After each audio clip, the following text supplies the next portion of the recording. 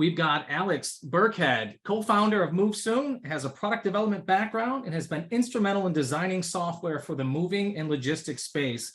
As we all know, 2021 and 2022 leads were aplenty. Now we enter 2023 and we're seeing a little bit of stagnant from the beginning to the middle and now approaching the end. And that's where Alex comes in, providing us with kind of a state of the union, as we'll call it, on customer acquisition. So take it over, Alex. Glad to have you here and appreciate you.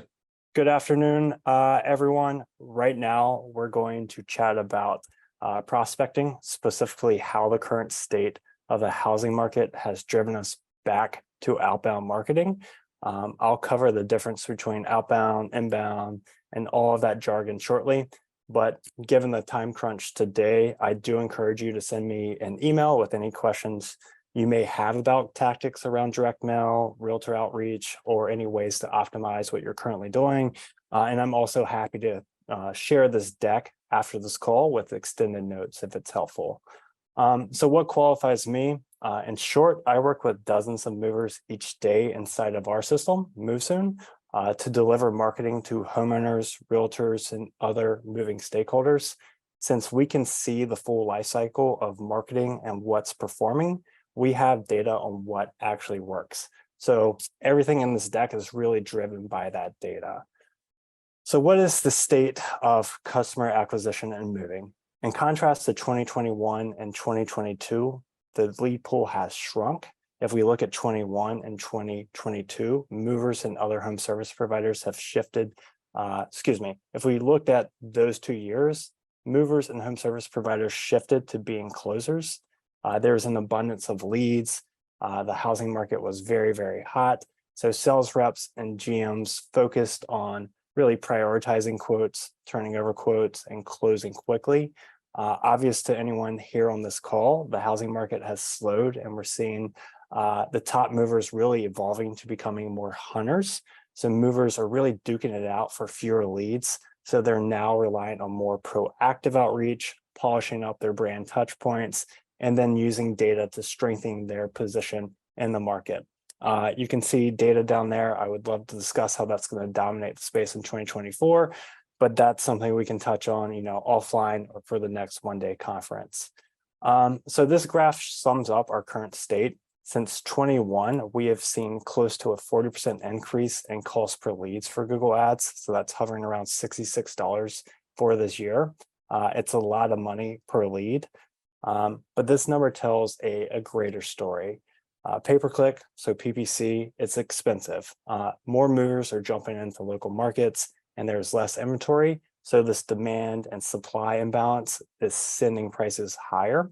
Also, when movers or home service providers see leads drops, they tend to add cash to PPC or search ads, thinking it's going to sustain their pipeline. Sometimes this works, but I would say this presents a good opportunity to shift marketing dollars to other channels and really diversifying your marketing stack. So knowing this, that marketing is getting harder and more expensive, what does this mean for us as movers? The world is abuzz about AI, content generation, virtual assistants, AKA shortcuts. But these are not the answer, and there isn't really a secret code. Success is a combination of this discipline and really adding structure to all of your programs. So knowing this and looking at movers that are currently winning, what are they doing? So first, movers doing direct outreach, so outbound, what we're talking about, who are not casting a wide net and are focusing marketing dollars on really qualified leads are seeing a better return. Second, movers that have taken the 2 to 3 hours to look at their own channels and updated them are seen as more trustworthy and credible, which is getting more leads going through their quote forms or calling their Google listings numbers. And touch points or own channels, what I mean there is all the points on which a consumer can find your brand. So website, Google listings, call centers, Facebook, things of that nature. We're in an era where consumers know how to research businesses online, and they do it very well. And just by having a logo, a verified site on social channels, updated dates on your website, we're not talking heavy lifts or much effort, but this gives you a huge boost. And we see this all the time, people spending a ton of money on marketing. Then when prospects get to their channels, they turn away because they've compared you to another mover that has a cleaner appearance or a working site, and they move on. And lastly, data. I realize collecting data and putting it to use is very hard. That's why people dealing with data get paid a lot of money. But if you could see at a very high level where you're getting the most value from your marketing by looking at your leads, you'll be much more efficient. And you could do this by taking one morning once a month and just looking at each prospect that's come to you and figuring out where they came from. So really their journey and why they did or did not book with you. This data you can use to say, hey, we are getting a ton of people through Google numbers, through our Google site, and they said they researched white glove movers to find us. Let's have that in our profile and add that to our direct marketing. So you're really looking for that feedback loop, but you can keep it at a very high level with your analysis. Another strategy is just looking at the housing market in your local area and just looking at this also at a high level, what trends are happening and seeing if this reflects with your lead pool. So if you're seeing way less leads than you did the year before, but the housing market is super slow, so less inventory, houses are sitting for a while, maybe you're in line with the market, and now you know that you need an extra effort to generate this business. So moving on. So it's clear that I'm a big advocate of outbound marketing. That's what we do. So the next slides, I'm going to cover direct mail and realtor outreach tactics. First, what does outbound mean? It simply means you are initiating the conversation with prospects. You're proactively reaching out to realtors, homeowners, and other stakeholders. Inbound, on the other hand, would be where the consumer comes to you. So they see your ad or your Google profile and then submit a quote form or call your number, whatever it may be. Specific examples of outbound in the moving space are all probably things we've seen or even done before. This is direct mail, realtor cold outreach, door knocking, open house marketing, or even engaging with property management companies. But there tends to be a resistance to fully buy into outbound, really in our space. What we tend to hear when working with movers is it's hard to execute, harder to track, and movers are more comfortable with hiring out for digital channels. So really Google ads or PPC, whatever it may be. And I agree, I'll be the first one to say it is more difficult. Outbound requires upfront effort that most other marketing channels do not, because there are very few systems or playbooks dedicated to setting up things like direct mail or helping you track stakeholder outreach. Most movers are only going to do the bare minimum. They'll build one postcard, scatter it to every listing in their market, and they're usually wasting a bunch of marketing dollars when they do these efforts. Tracking inherently is harder with outbound as well. Did a customer see my postcard? Did a prospect see a yard sign? These are harder to track than inbound efforts.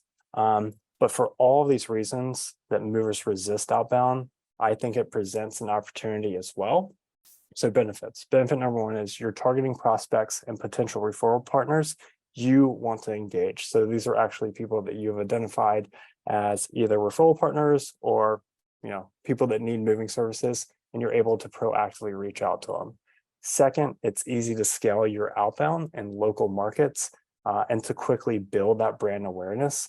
So it allows you to target the homeowners and stakeholders that mean something to you, and then you can control that narrative about your brand. Also, if you're a newer brand and you're trying to get into newer markets, it makes you appear a little bit more credible and really bigger than you are in that certain market. And if this is all set up correctly, you can control your budget, and the price per outreach is significantly lower than buying ads or any PPC based programs. And as we all know, once we have those referrals in place from realtors or other stakeholders, these tend to be your highest profiting moves. And the last, but probably the most important benefit of outbound is the competitive advantage, especially right now. Since most movers are doing this in easy mode or doing outbound light, it gives you an opportunity to have a more robust program. That program can leverage better content, better data, and therefore you would have a better return based on compared to other movers in your market. So let's chat about direct mail tactics. This is what most movers, I believe, are most familiar with. So first, let me set expectations. Some markets perform way better with direct mail than others, but direct mail in all markets, if done smartly, will get people to your touch points. Where most movers get in trouble and become frustrated is the waste they feel comes with direct mail. So this is sending to vacant homes, not tracking what is being returned, things of this. So how do we limit that waste and increase our return on direct mail? The slide, there's a lot to look at. And as a reminder, I'm happy to share this deck with you with notes after the call. So if it's a lot to process right now and I am talking a lot, I will share some of this with notes with you. So don't worry about sitting here and have to, take notes or track everything I'm saying. So the colored blocks that you see down below, these are what we call execution pillars. And if we do each one of these smartly, we'll have a higher response rate and will limit waste when it comes to marketing dollars and direct mail. On the left side of the chart, you'll see the word segmentation. For direct mail, you should always think about how we can make the content more personalized for the homeowner, the realtor, the property manager, or whoever is receiving it. That's all segmentation means, is more personalization. So let's start with the executing pillar here. What you want to do internally is decide what your promos you're offering. So there's two different ways of, kind of approaching promos. One is what promos will set us apart from other local movers in the market, and B, what are customizable for different areas in your market. So can you come up with different promotions for different homeowners or realtors inside of your market? And would that set us apart from other movers, locally? As an example, if you're servicing an affluent market and also apartment complexes, you should have two different promos. I could use messaging about white glove services, end-to-end moving, vetted move crews, really for that affluent market, and then talk about storage promotions or money off for the apartment communities. And I know that these will resonate more with those specific homeowners or realtors, and we should have a better response rate from both sets of prospects. Timing, this is simple. Use the newest listings in your market to send out these postcards, and then use home sale stages, so new to market, active, and pending, or some sort of timing cadence to send out mailers when you believe prospects are likely looking for movers. I would always advise doing new to market and then pending, because that's when we see a tendency for homeowners to reach out to home service providers. Creative, moving down the line here. This means the actual look and feel of postcards. Every piece of content you send out should have what we call the 3 C's: clear, call to action, and contact. Clear, this means don't clutter your mailers or letters with imagery, wordy paragraphs, or over-the-top graphics. There are better ways of capturing attention of someone that's receiving your mail. Call to action, tell the prospects what to do once they get a postcard. So call by the end of the month for $100 off, call James about our free moving kits. Just be very explicit in what you're saying on your postcards and what they'll get when they call you. Contact, the last one here. How do prospects reach you? Put the communication channel where you are active and reliable. That's key. Sometimes it's even better not to list all of your communication channels, but just have one so the prospect is forced to use it. And if that's your most reliable or the one that you're actively on, maybe that's your phone number, maybe that's a contact form, use that, force the the homeowner or realtor or whoever's receiving the mailer to go through that channel so you can have reliability on the back end. Once you have these nailed down, you should create 2 to 3 variations and test what's doing better. So send one type of postcard out over 2 weeks and then send the next variation for the remainder of the month. I know a lot of people roll their eyes at this as far as testing direct mail. I can promise you, you will see a difference if there is change in the messaging, the graphics, the promos that you're using. And then at the end of the month, you can pick the winner. So what seemed the best response? This is really, really important because a lot of people will set up direct mail and then they'll never touch it again. So they'll just let it run on the back end, but they'll never revisit what could be optimized on top of their direct mail campaigns. And finally, tracking. You need to know if there is a response to your direct mails and what type of prospects are actually responding to your mailers. So all this will allow you to make small adjustments, what I was alluding to earlier, to your promos, to your creative, and to your targeting. So you will be limiting your waste and then increasing that response rate. I think that is it. The three steps at the top I'll talk about here shortly. I'll kind of break those out, so don't worry about that. And all this being said, you won't have much success if you aren't targeting the right type of homes or realtors with your direct mail. So a lot of this is data driven. Internally, you should do a quick assessment of the type of homes that you tend to market and the areas you tend to do well inside of. Once you understand this profile and what we call the sweet spot market, you can focus your efforts on it and really own that part of the market and not waste any dollars on homes that are usually a stretch for you. We'll see this a lot with our setups and onboards where, maybe a mover wants to go after the $1 million home plus, but if you're not moving that home, you don't really have a brand or a market hold for that type of profile, ease into that and really focus your marketing dollars on the homes or the areas you tend to do well on. So now we're getting into realtor outreach, probably an area where all movers could improve a little bit. Everyone knows they need to do it. It's just hard to do. So I'm going to talk about some optimization points for you. Executing this is really hard. There's a ton of realtors in the world. Aggregating the data you need, coming up with the right messaging, and tracking all of your outreach is very time consuming. But once you have some sort of system in place or process in place, realtor referrals are really the gift that keeps on giving. And these are free leads, usually with way higher margins than your average lead coming through the door. So as I said, I'm going to walk you through the strategy that I think is best just based on what we see through our system and with our power users.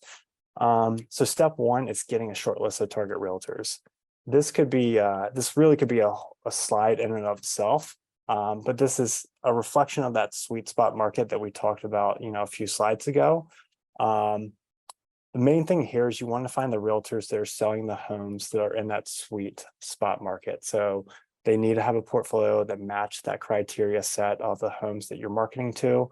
You should go out and find 20 to 50 realtors that are selling those types of homes, throw them in the table wherever you can track them, and just have that set as your initial testing or initial group, let's call it cohort, for reaching out to. The next step, and probably the hardest but most important, is finding a champion for this program. Most realtor and outbound efforts fail because there isn't accountability for those programs. Internally, no one's really owning those steps, or there's not accountability on the back end. I realize movers are very, very busy, so it's smart to set up a system first and then make it easier on the person or people you assign to the program. So these steps that are, subsequent to this, if you have these in place, really you can retroactively go find someone in your organization that can own this, and hopefully it's not much effort to manage. Where was I? Step one. Okay, so realtor outreach can be email, SMS, direct mail, in person. For this workflow, let's just imagine we're sending out emails to our target realtors. First, you want to cut the bulk fill of your messaging. We are not spamming these realtors. We want to make it feel very one-to-one. So initially, find that quick nugget about the realtor and add that to your opening paragraph, whether that's acknowledging the areas they serve, awards they've won, or previous sales they've had. Just one personalized statement shows you've invested the time to learn about them. Ryan, I saw you jump on. Are we pushing time here? You're on mute. I'm going to zip through these next steps and then I can just cut through the chase. So we're talking about personalization. Find something about the realtor that you can add to the first paragraph of that outreach. Shows that you're invested in that communication, you're not spamming them. The second touch is going to be social proof, client value. I would say this is where you can get a little creative. So social proof, if you just finished up a move at 123 ABC Street, you moved the Smith family, they give you a 5-star review, go and find that listing realtor and tell them about it. Say, hey, we just finished up a move with your client. If you have anyone else that's moving in the area, here's my contact. That's social proof. It's a great way to leverage into that conversation. The other part is just having client value. So have a promo or an offer that you can give a realtor that they can hand to their homeowners. So free moving kits, free storage, whatever it may be. Give them something that they can pass through to their homeowners. The last two, follow through, tracking. I'll speed through these. Follow through, you're never going to get a response from one touch. Have some sort of cadence or way to track who you're reaching out to, and have that those touches set out over a certain time frame. So you're sending more than one touch, you're following up, and you have a thoughtful way of getting in front of these realtors, and it looks like it's a structured, outreach. Last thing, tracking, see where these referrals are coming from, leverage that into a lunch with them, get in front of their colleagues, whatever it may be. This is just connecting the dots on the back end.